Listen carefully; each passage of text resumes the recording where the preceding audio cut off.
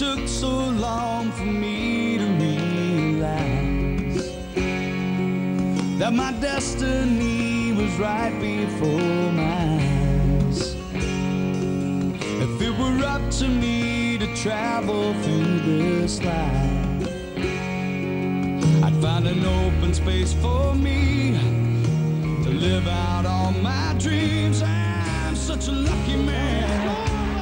I try to be a stronger man. I shed a tear or two, that don't make me a weaker man.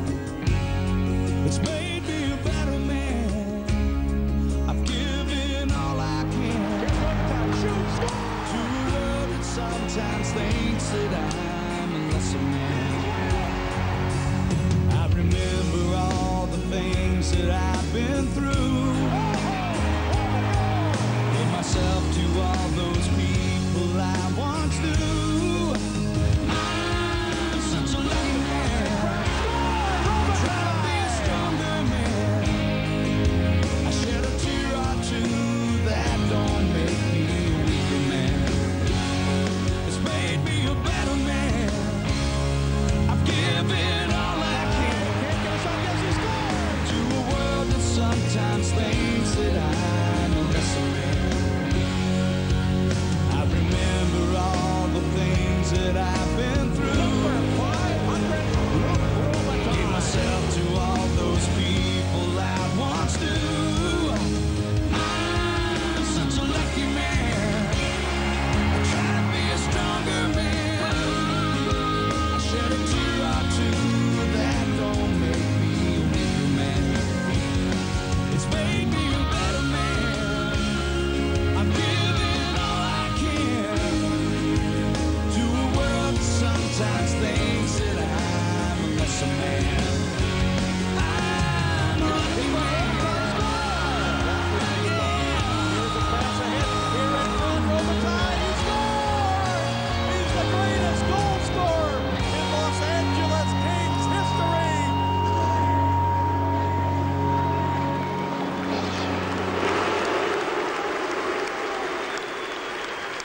And now, ladies and gentlemen, our honoree tonight, a future Hockey Hall of Famer and one of the greatest Kings ever, Luc Robitaille.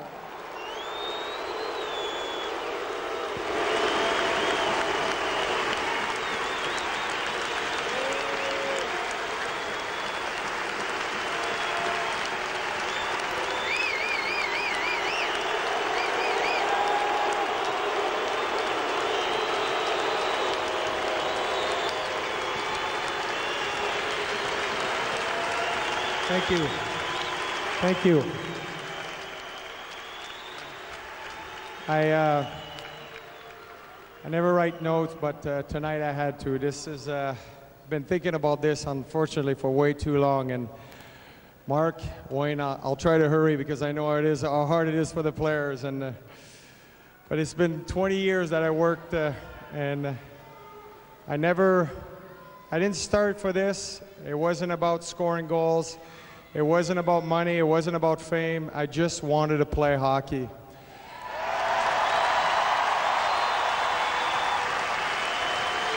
know,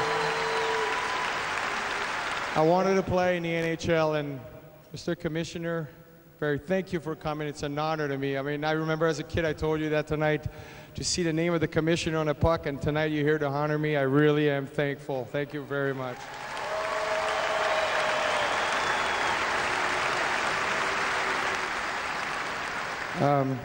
I'll go through a few things, and just before I want to say this, it was like a dream to me. I wanted to play in the NHL, and it was a vision, and I guess you know by now I wasn't the fastest, you know, had a few flaws.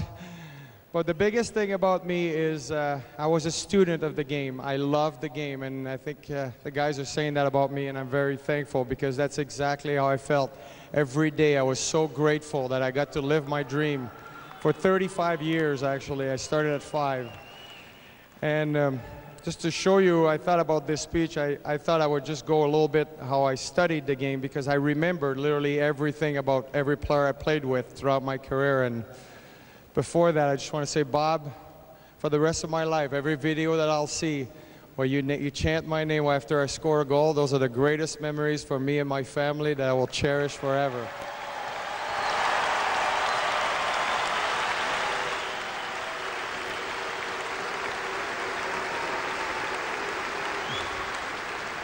Jim Fox, I remember you as a player.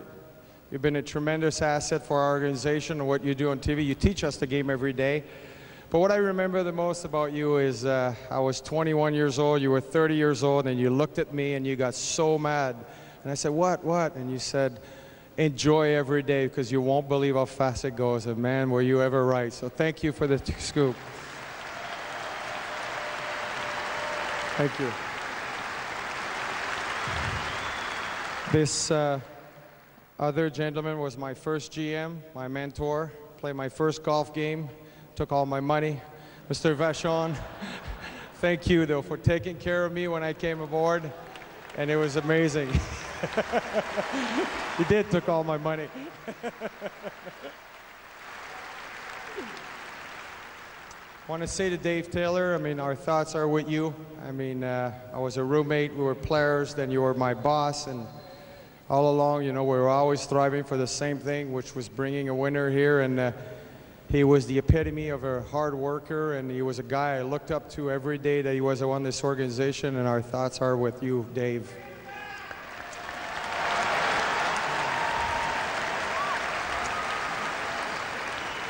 On this thought, there's a friend of ours, Stu Nahan, who's fighting today, and Stu, I know you're watching on TV, so I just want to say hello for everybody that knows him.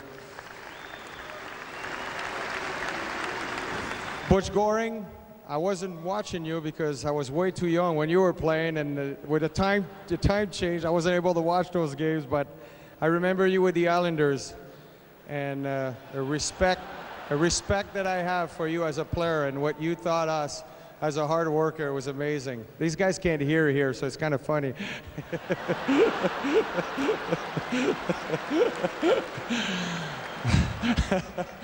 It makes it great. Bob Barry was a coach in Montreal. Like I said, I was a fan of the game, so to have you here, it's an honor to me. Daryl Evans, I listen to you most nights after a game driving home. I do listen to the radio show. I used to listen to it just to see what people would say about me. You never know. But you've been a great asset for us. Pete Demers, obviously, every time I was complaining about any kind of injuries, you were the one we were complaining to. Thank you for being there all those years.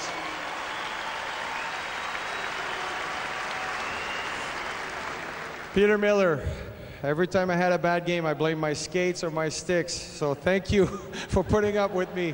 Those guys go through a lot.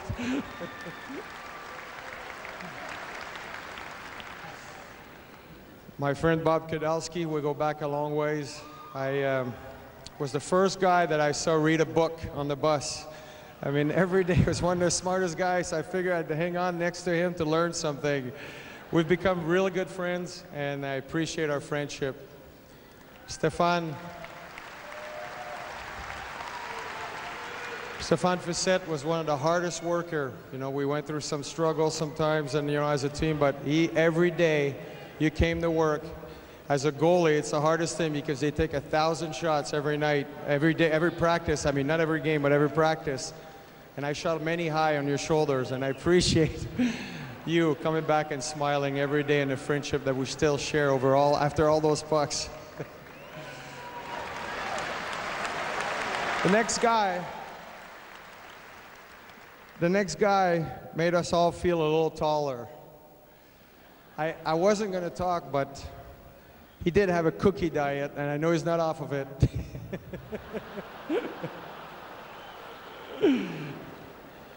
He made us feel so big on the ice. I was a fan of his when he was in Boston as a player, and to have him play on my team and make us feel like we had extra room on the ice, and he just made us a better team. And those were great years. Those were years we were selling out.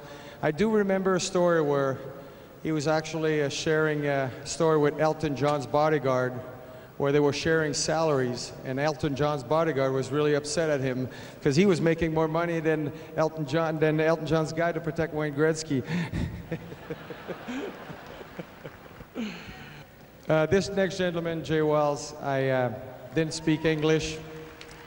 took me under his wing. He was the first guy I saw across the room at training camp. And I remember he came to me.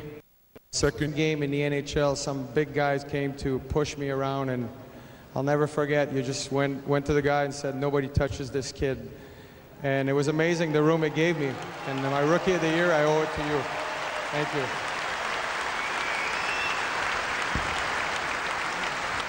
Great teammate, great teammate. The next big guy was another guy that gave me a lot of room.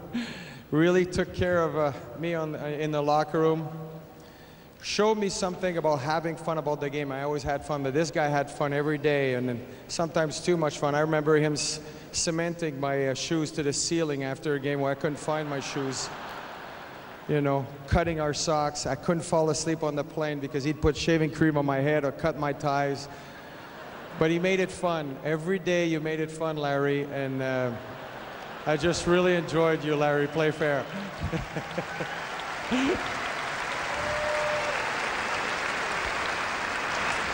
Gary Galley was another guy I started with.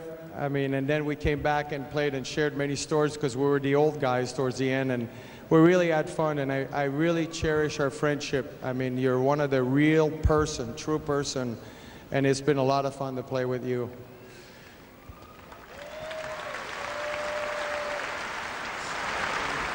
The next guy was part of our 92-93 Cup run. He was on the third line.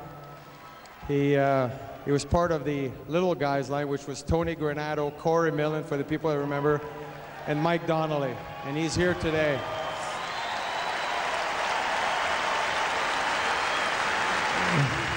This guy was a great team player. He was probably the only player to ever score 30 goals, none of them on the power play. Because this guy knew, he understood paying the price for the team, and he made us a better team by never complaining or just playing his game. And he's the reason we went to the Stanley Cup final. That line was one of the biggest lines for us. Thank you, Mike, for teaching me that. I'll try to hurry, guys, sorry. The next two guys we started together. We were on the all-rookie team. One of them, we didn't speak a lick of English. I mean, we had fun though, Steve, and then we got back together. We got lucky enough to share the joy of winning a championship together, and it's been an amazing run. Steve Duchesne, you were one of the greatest defensemen this organization has ever had. Thank you for coming.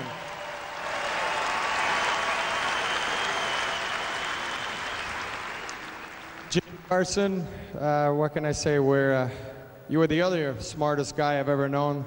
The only guy in 1986 that was already investing in Microsoft. I was 18 years old. And, but you were a joy to play with. I mean, you were as pure of a goal scorer as I've ever seen. And boy, we had good times, and now we share a lot of stuff there. We're really good friends, and it will stay forever, and I really enjoy our friendship.